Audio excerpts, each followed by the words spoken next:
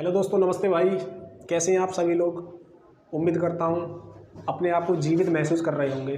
तो आज हम बात करेंगे रेशियो। ठीक है, रेशियो एक अपने आप में चैप्टर है अर्थमेटिक का। ठीक है, अर्थमेटिक में रेशियो को बोलते हैं अनुपात, रेशियो एंड प्रपोर्शन, अनुपात एवं समानुपात। ठीक है, अगर आपको अर्थमेटिक सीखना है तो अर्थमेटिक को सीखने के लिए रेशियो एंड परसेंटेज दो ऐसे चैप्टर हैं जिनके बिना आप अर्थमेटिक नहीं सीख सकते। ठीक है, तो आज हम बात करेंगे रेशियो। रेशियो क्या होता है? रेशियो अनुपात। ठीक है,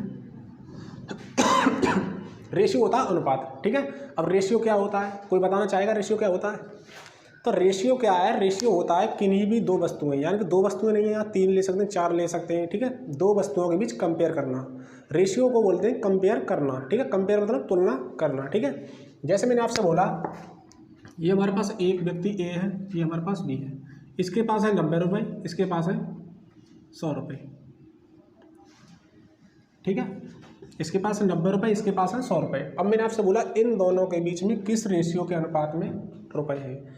तो क्या है, रेशियो का मतलब ही होता है शॉर्ट से शॉर्ट फॉर्म में लिखना। ठीक है, सिंपल से सिंपल फॉर्म में लिखना। तो मैंने आपसे इसमें आप बोले कैसे 10 का डिवाइड दे दो, 10 से डिवाइड,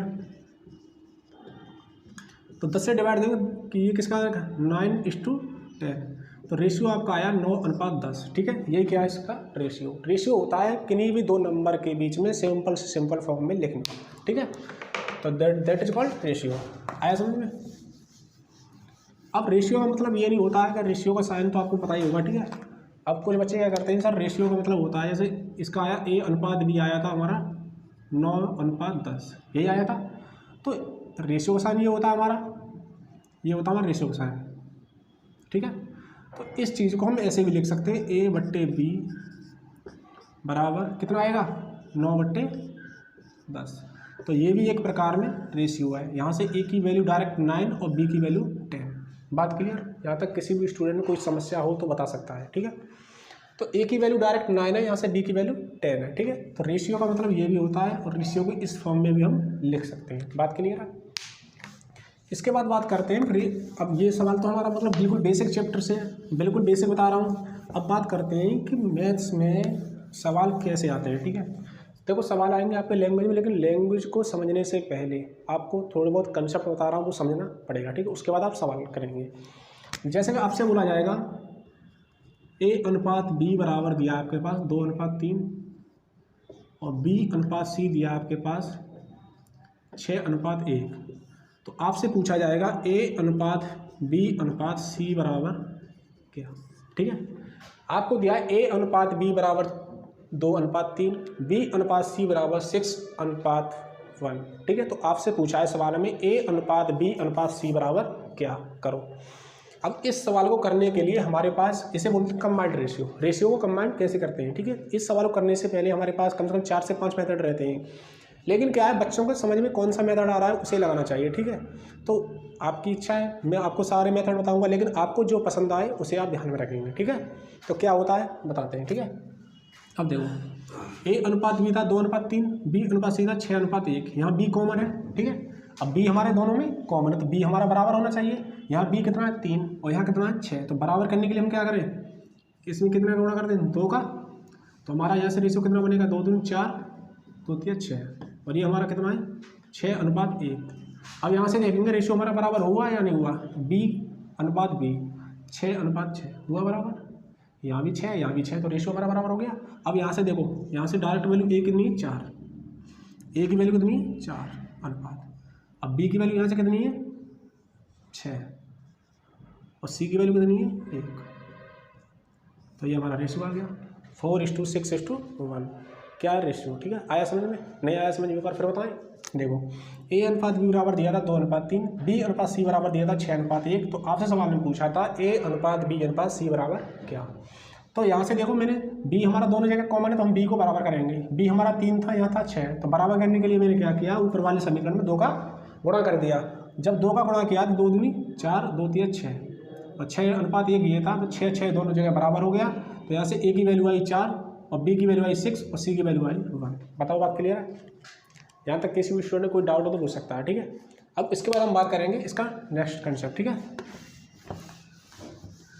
अब जैसे सवाल में आपको दिया था यही कि ए अनुपात बी बराबर दिया था 2:3 और बी अनुपात सी बराबर दिया था 6:1, ठीक है। तो आपसे सवाल वही है कि सवाल आपको वही बताना है कि ए अनुपात बी अनुपात सी बराबर क्या, ठीक है, बात क्लियर। अब देखो इसका नेक्स्ट कंसेप्ट आपसे पूछा है ए अनुपात बी अनुपात सी बराबर क्या, यही पूछा है। तो इस तरह के सवालों करने के लिए देखो एक शानदार सा मेथड बताऊंगा, उसके बाद आगे बात करेंगे यूनिक मेथड की, जिसे आपको अप्लाई करना है। उस मेथड से आप मतलब अपनी क्लास में जैसे आपके पास कोई बुक है, ठीक है, उससे आप उस तरह के सारे सवालों को कर पाएंगे, ठीक है। अब मैं जो मेथड बता रहा हूँ ये उन बच्चों के लिए नहीं है जो बिल्कुल शुरुआत से तैयारी कर रहे हैं, ठीक है। ये उनके लिए है जो मतलब 1-2 साल पढ़ चुके हैं, ठीक है, उनको ये मेथड ध्यान रहता है, बट अदरवाइज भूल जाते हैं। इसमें क्या होता है, इसका सीधे सीधे गुणा करते हैं। कितना हुआ 12, उसके बाद ये गुणा 18, उसके बाद ये गुणा, आया समझ में। उसके बाद हम काट लेंगे, 3 से काटें, 3 चौके 12, 3 छक्के 18, 3 एकम 3, यही आया था हमारा वहाँ से भी रेशियो और यही आया यहाँ से। बात क्लियर है, बताओ। अब देखो मैंने क्या किया, ए अनुपात बी बराबर दिया था 2:3, बी अनुपात सी बराबर दिया था 6:1, ठीक है। उसके बाद मैंने क्या किया, इसका गुणा इसमें करना है, इसका गुणा इसमें करना है, इसका गुणा इसमें करना है। लेकिन ये क्या है, ये हो जाता है बच्चों के लिए पजल, ठीक है, क्योंकि बाद में दिक्कत रहती है कि सर इसमें गुणा हम किस में करें। यहाँ तो आपने बता दिया लेकिन एग्जाम में भूल जाते हैं। तो देखो इस तरह के सवालों करने के लिए हमारे पास सबसे बेस्ट मेथड है अब, ठीक है, उसी को आपको अप्लाई करना है सब में। उसके बाद आप कभी नहीं भूलेंगे, ठीक है। क्या है वो मेथड, उस पर गौर करते हैं, बताइए। यहाँ तक किसी भी स्टूडेंट को डाउट हो तो पूछ सकता है, ठीक है। मैंने अभी आपको 2 कंसेप्ट बताए, सवाल एक ही हमारा। अब मैंने सवाल बोला आपसे ए अनुपात बी बराबर 2:3, ठीक है, और बी अनुपात सी बराबर 6:1, यही था हमारा सवाल, यही था ना। तो यही हमारा सवाल था। इस सवालों करने के लिए अब देखो कैसे करते हैं, ठीक है। देखो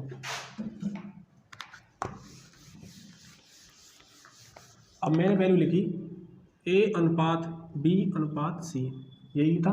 अब ए अनुपात बी हमारा कितना दिया था 2:3 और बी अनुपात सी दिया था 6:1, यही था। अब आपको निकालना है ए अनुपात बी अनुपात सी, बात क्लियर है। अब देखो ए अनुपात बी अनुपात सी निकालने के लिए ये जगह खाली है, ये जगह खाली है, ठीक है। अब जगह खाली है तो भाई जगह को भरना पड़ेगा। जैसे आपके घर के बराबर में जगह खाली है तो आप कौन घेरेगा उसे, आप ही घेरेंगे ना। तो अब देखो एक समीकरण हमारी ये बनती है, ठीक है। अगर आपको समझ नहीं आता तो ऐसे लाइन कर लिया करो, ठीक है। अगर आपको समझ में आता तो अच्छी बात, नहीं आता तो और भी अच्छी बात, ठीक है। अब जैसे ये जगह खाली है और एक जगह खाली है ये वाली, ठीक है। अब जैसे रेशियो और ये वाला रेशियो, ठीक है। अब जैसे ये जगह खाली है कौन आएगा, यहाँ आएगा 3, क्योंकि इसके बराबर में जगह खाली है तो यही तो घेरेगा। अब ये वाला तो आएगा नहीं। कुछ बच्चे क्या करते हैं इसे बैठा देते हैं यहाँ, तो सवाल उनका गलत हो जाता है, ठीक है। अब यहाँ कितना आएगा 3 और यहाँ कितना आएगा 6, उसके बाद कर दो दोनों का गुणा। बताओ यहाँ तक किसी भी स्टूडेंट को कोई डाउट नहीं है।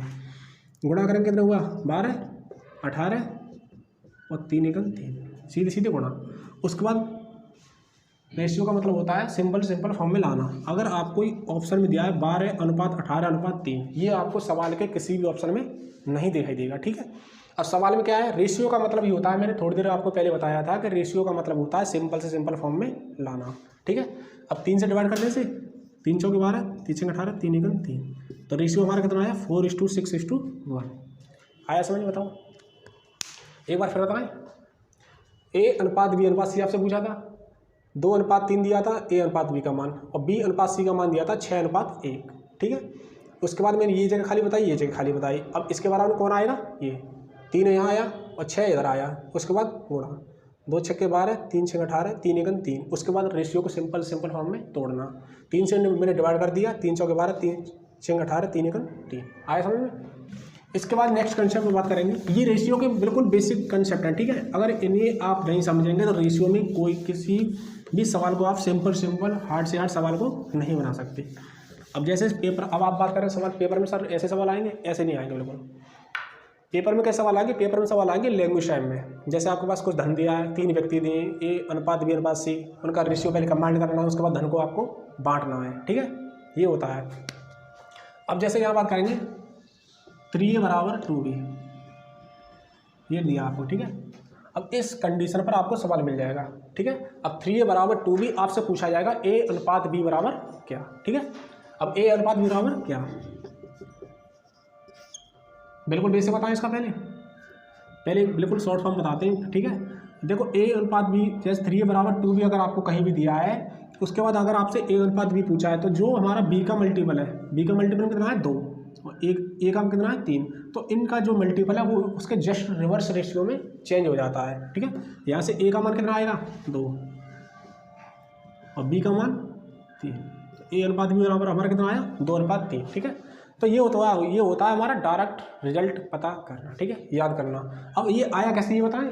देखो मैथ में क्या है, मैथ में हर चीज़ का प्रूफ है, यानी कि मैथ में कोई भी चीज़ ऐसे नहीं है कि खुद बन जाए। ठीक है, ये क्या है मैथ में हर चीज़ का प्रूफ है, चाहे वो ज्योमेट्री हो, चाहे मेंसुरेशन हो, चाहे कुछ भी हो। ठीक है, अब कैसे आया ये बताते हैं हम। अब सवाल दिया था आपके पास 3a बराबर 2b। ठीक है, मैं इसके बराबर 1 मान लूँ, मान सकता हूँ ना। तो यहाँ से 3a बराबर अगर 1 है हमारा, तो यहाँ से a की वैल्यू कितनी आएगी 1/3, और इसी प्रकार b की वैल्यू यहाँ से कितनी आएगी 1/2।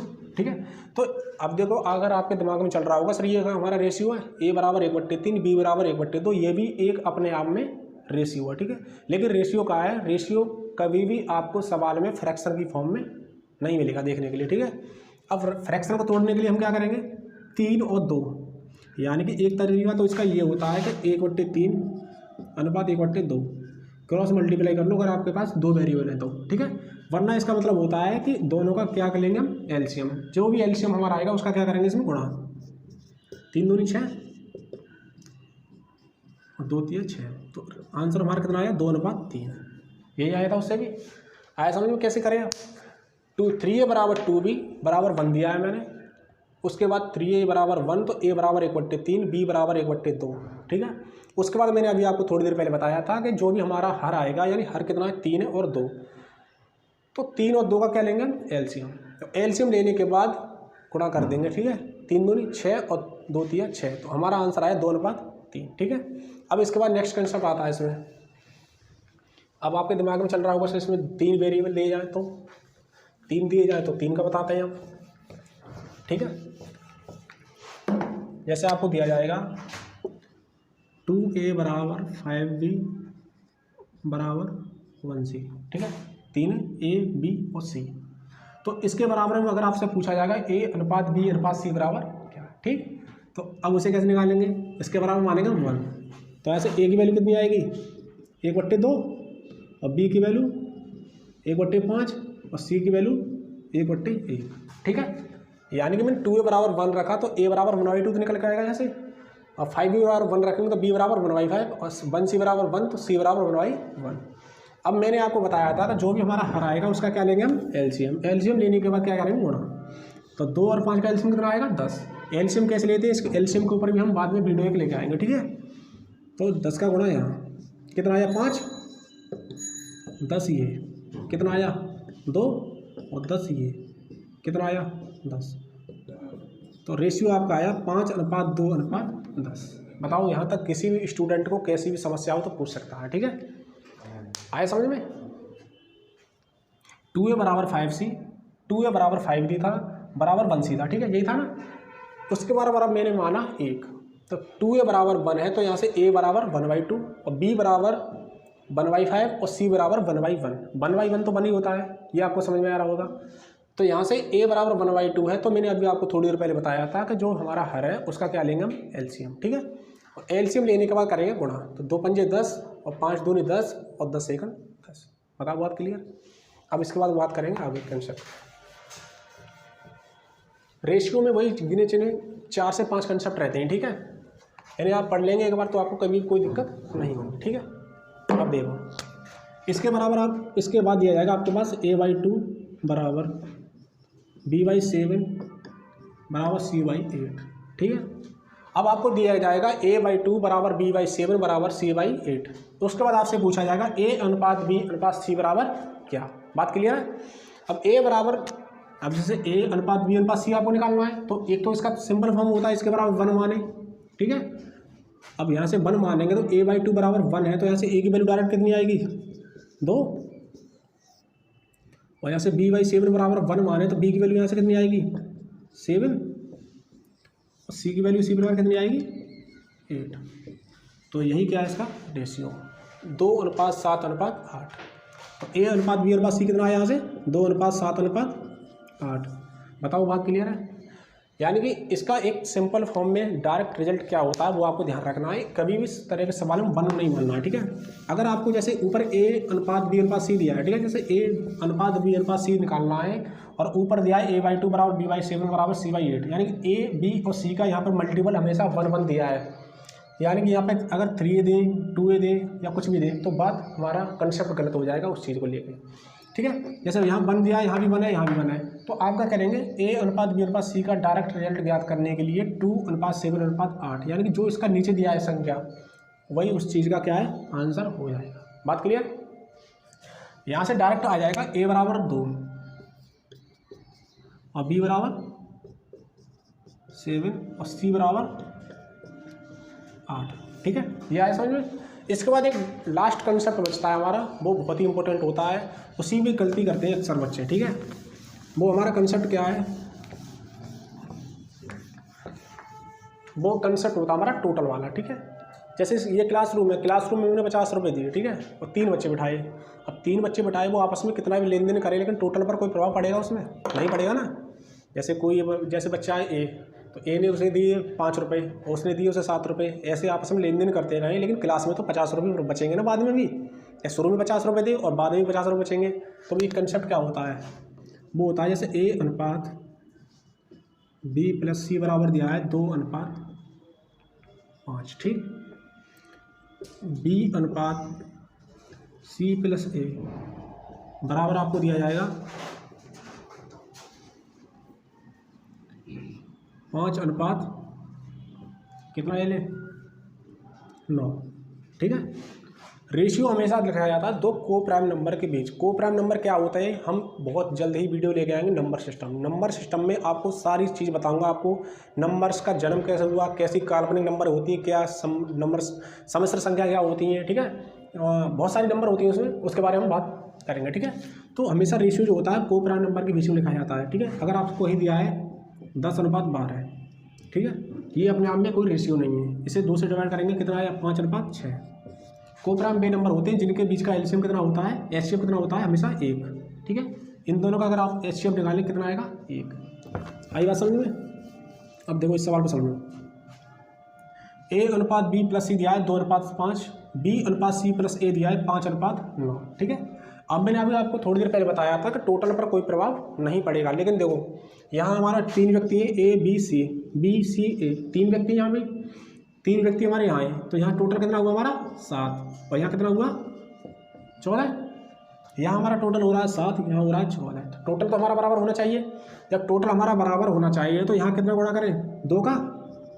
जब हम 2 का यहाँ गुणा करेंगे तो पूरे समीकरण में 2 का गुणा होगा, 2 का यहाँ भी करना पड़ेगा, 2 का यहाँ भी, तो ये कितना हो जाएगा 4, और ये कितना हो जाएगा 10। बात क्लियर।